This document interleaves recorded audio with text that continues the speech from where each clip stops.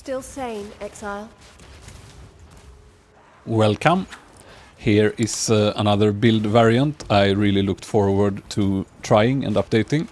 And this is the auto-exploding gas arrow. It works such that you have corrosion on your gas arrow. The corrosion triggers armor explosion support gem, which is an AoE fire attack, which with some flammability chance will sometimes cause the big gas arrow to explode as well, for chains of explosions and more explosions. And with Plague Finger, the explosions themselves will trigger poisons onwards and so on. So, as you can see, it works really quite well. I can't say for sure if it's a straight upgrade to the Poison Burst build or not, but it certainly works well. In every patch I've been using this or Contagion for AoE clear to level. And it is a fun and spectacular looking build, at least. So, with that said, let's get into the build itself. I've made some changes here in the tree, as you can see. I don't need much to make this build work at all. And it still needs to be mainly a poison build in order for corrosion to quickly strip the armor, not to mention the poison still does good damage, and I just throw these passives on top, along with some extra poison and ailment chance on jewels, and that causes the whole thing to come together. So, flammability magnitude makes the fire explosions build faster, and on the jewels some chance to inflict ailments should work on both that and the poison. Because if you do not have all the extra poison chance, and on jewels and these points here, you won't have 100% poison chance on the explosions from the gas arrow, which the Plague Finger then needs to cause poisons from. So, yeah. Not going in too deep in it, it's still roughly the same as the other. I dropped the points here in order to be able to afford the flammability and harness the elements. Obviously no Maligaro gloves, because you have to use Plague Finger. So instead I path here, and I'm planning to add this to the main build, I think, as well, in order to take the skill speed down here. Why that doesn't show as the best DPS, it's so nice. It also has bonus movement speed, and it's one of few things, since it's skill speed, that work on Plague Bearer. So, the crit here from larger range than 7 meters is a very good option to Careful Assassin, which I do not take since I don't path up there anymore. On the main build, I also want to add this and the Pierce. Just saying, but in case someone is interested. Because just one extra Pierce really does wonders to be able to drop one support gem from Poison Burst. And yeah, minor changes here as well, in order to have all the poison chance. Path right side instead of left. No biggie, but this together does hit 100% poison chance if you have a good roll on the Plague Finger themselves. So it's a fun build. I recommend trying it. It requires very little extra investment. Basically, the optional Rakiata support gem is expensive, but you don't have to have it. But that's the only thing. Otherwise, you can just get a couple cheapo jewels and try it out for yourself. And combination of the usual stuff, you know, crit chance, energy shield, area effect, faster ailments, chance to inflict ailments is the one that needs to be fixed here, because otherwise you won't have enough. And you need to have 2 of these jewels. Here's another example, Heart of the Well I bought for the build. Extra damage as fire, extra damage as chaos. And that's always good for the normal builds as well, because the extra fire or whatever extra damage is still nice to have. or the burst on the growths and so on. And yeah, let's go over to the gear. It is quite simply unchanged. You don't want less than one additional arrow. Many are better, but at least one additional arrow as usual. Otherwise, it's kind of rough, but you would have to throw in multi-shot again, and so on. You can always use silver tongue, etc., etc. Gear as usual. This is my temporary gear after transferring to trade. I still don't have good enough gear, and I didn't want to optimize it for this build like I did in the others. It's just a fun little project. But it's the same thing. Get your crit damage. Build out the resists, evasion, make sure to have a high energy shield helm. Here you can slap in extra fire damage, of course, if you want on the rings. I don't, but you could. Headhunter, as always, probably best item in the game, etc., etc. And for the skills, Gas Arrow is pretty much the only thing I've changed. I'll quickly go through all in case someone is looking at this build as a standalone. So, Corrosion is required. Deadly Poison is always the best gem on poison skills, more or less. Rakiata's Flow reverses the elemental resists, and that is very strong for any elemental skill. This is good damage, but you don't have to have it. It's quite expensive. If you try to do this on a budget, just skip it and take, for example, Longshot instead, or Heft. Rapid attacks to spam them out a bit more quickly, and Armor Explosion that enables the whole thing. Armor Explosion causes a fiery explosion, which is an attack, which is AoE, and you, with the strong poison we have, this will occur very quickly. So this fire AoE can ignite the gas arrows clouds on the ground.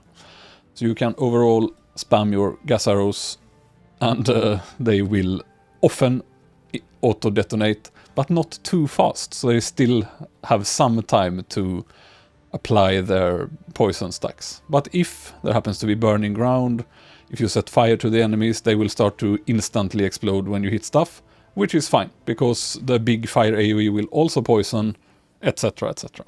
So either way, it's win-win. I'll go through the other skills briefly as well. Shield Charge. We found some stuff that hit and run actually works quite well, as long as you don't do too short charges. So you have even more attack speed, 40% more skill speed.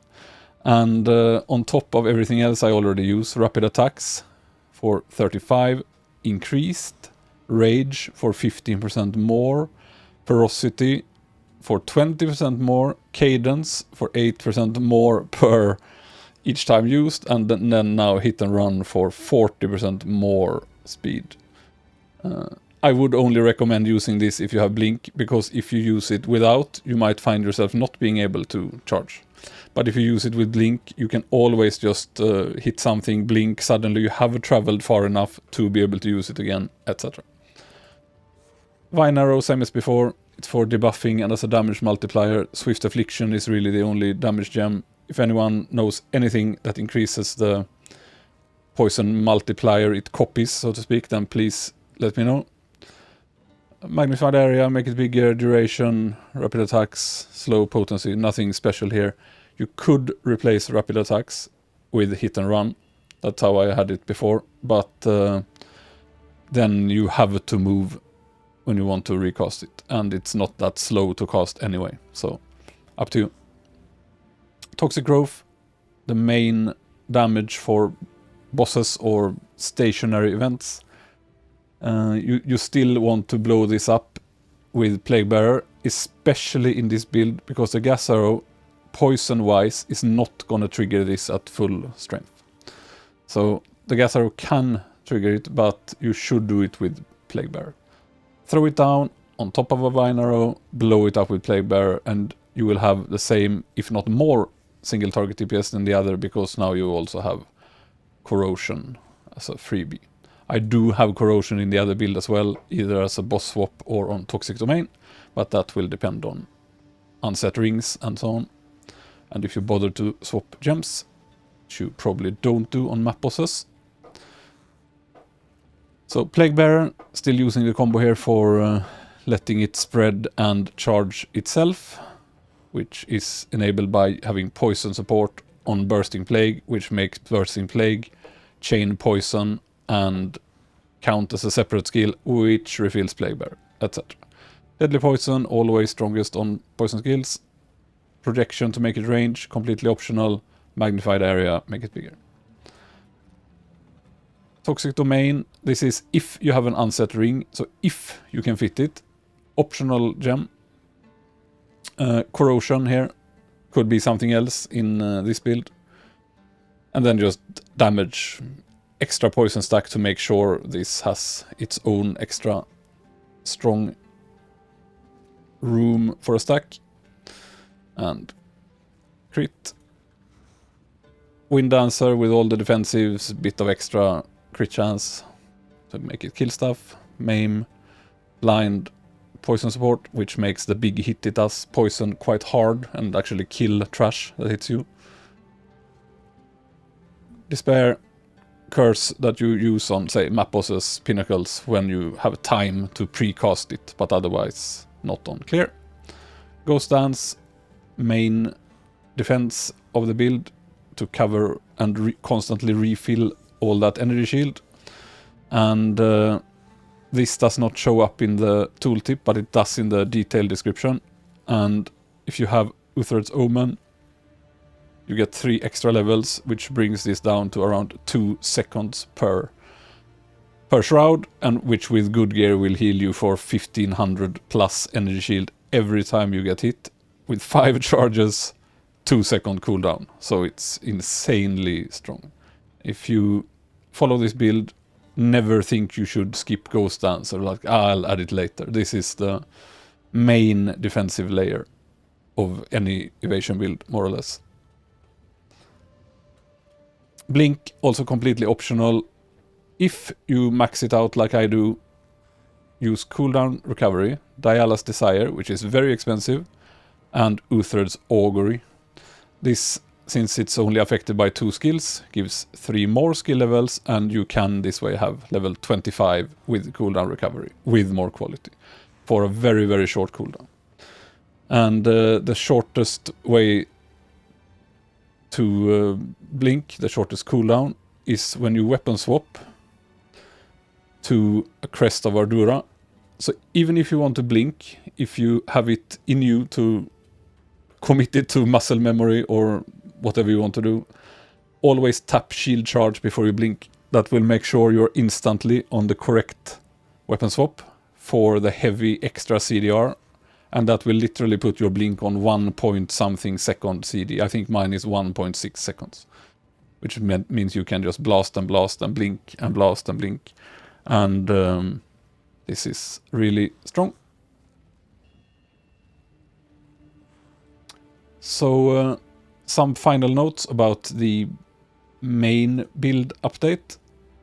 This works very well. I'm honestly not sure if it's stronger or not, but I needed money, so I sold my Rakiata support and went back to optimize the normal build again. Got some more gear. I'm still so late to trade that I'm way behind on fixing up the perfect endgame stuff, but I am now running this tree again for 2 reasons. And one is because it's so nice to fit this in, and number 2 because I got boots with triple sockets and I dumped running assault to have 94% reduced penalty permanently and just took the 6 extra skill points, and that requires you to use unhindered. So I also got a spirit chest, fit in companion, so the main build I have haste aura and everything. what I want to fit is to drop points and get these back if I can, because they are very good passives, and it sucks a bit to not have the leeching toxins, which is one of the best magnitude passives in the game. But still, the damage seems to come out on top when dropping it. So, after updating that build, I will also make a quarterstaff, Hand of Chayula, Lightning Warp build, and that, along with the main build finalization, will probably be the last builds I make this league, but that's still quite a big project, so we will see how long it takes. So yeah, thank you for watching, and see you later.